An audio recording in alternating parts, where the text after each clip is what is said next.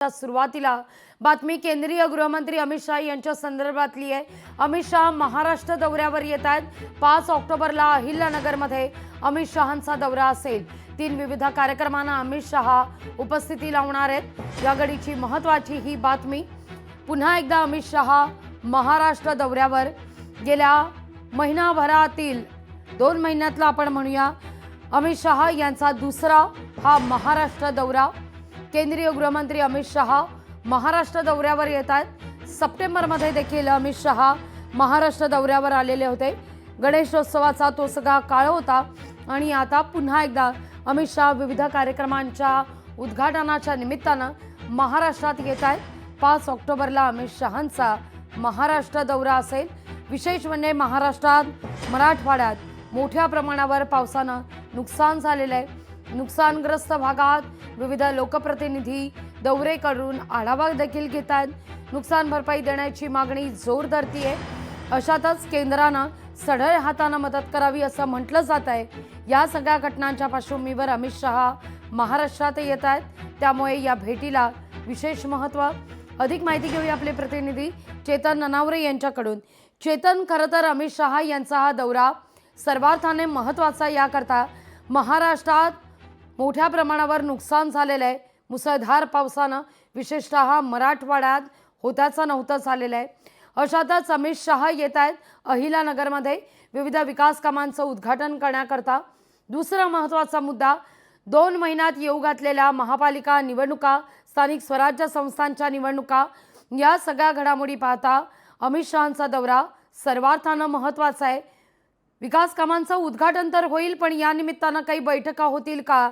काही शेतकऱ्यांकरता निर्णय अपेक्षित आहे का? चर्चा होईल का? निश्चित लागवी, कारण एकंदरीतच अहिल्यानगरमधील लोणी या ठिकाणी आणखी एका ठिकाणी अशा 2 ठिकाणी हे वेगवेगळी 3 कार्यक्रमांचं आयोजन करण्यात आलेलं आहे। त्यामध्ये एका पुतळ्याचं अनावरण असेल आणि राधाकृष्ण विखे पाटील जे सध्या मंत्री आहेत, अहिल्यानगरचे पालकमंत्री आहेत, त्यांच्या साखर कारखान्यावरती एका कार्यक्रमाचं आयोजन केलेलं आहे। तिसरा एक कार्यक्रम आहे तो म्हणजे भाजपच्या नेत्या स्नेहलता कोल्हे यांच्या साखर कारखान्यासंदर्भातील एक कार्यक्रम आता माहिती समोर येत आहे। अद्यापपर्यंत हा दौरा निश्चित झाला नसला तरीही प्राथमिक माहिती जी येते की विविध 3 कार्यक्रमांमध्ये केंद्रीय सहकार मंत्री म्हणून अमित शाह येथे हजेरी लावतील। दरम्यान नुकत्याच झालेल्या मुंबई दौऱ्यामध्ये मुख्यमंत्री देवेंद्र फडणवीस यांनी एनडीआरएफ मध्ये अधिकाधिक मदत केंद्रीय गृहमंत्री म्हणून अमित शाह यांनी करावी असं निवेदन दिलेलं होतं। त्यामुळे या निवेदनाच्या अनुषंगाने सुद्धा अमित शाह आहेत ती कुठली घोषणा महाराष्ट्रासाठी वेगळी करतायत का, याकडे सर्वांचं लक्ष असेल। आणि येऊ घातलेल्या स्थानिक स्वराज्य संस्थांच्या निवडणुकांच्या दरम्यान आता या संदर्भात आपल्या भाषणामध्ये ते नेमके कुणावर निशाणा साधणार याकडे आपलं लक्ष असेल। अगदी चेतन, काल जेव्हा कॅबिनेटची बैठक पार पडली, या बैठकीनंतर मुख्यमंत्री असू दे किंवा उपमुख्यमंत्री या दोघांकडून देखील असा उल्लेख करण्यात आला की पुढच्या आठवड्यात नुकसानग्रस्त भागात भरपाई देण्याच्या दृष्टिकोनातून बैठक घेतली जाईल, चर्चा केली जाईल, केंद्राशी विचार विनिमय केला जाईल। अशातच जर पुढच्या येणाऱ्या दिवसात अमित शाह महाराष्ट्रात येत असतील तर त्या दृष्टिकोनातून काही प्राथमिक स्तरावर चर्चा अपेक्षित असेल का?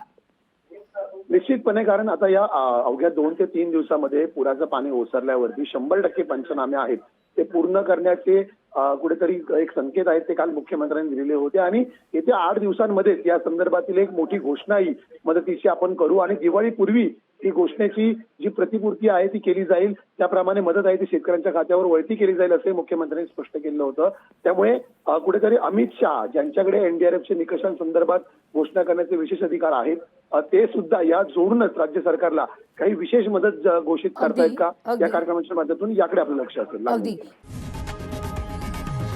लोकशाही मराठी ऐका, पहा, जागरूक रहा।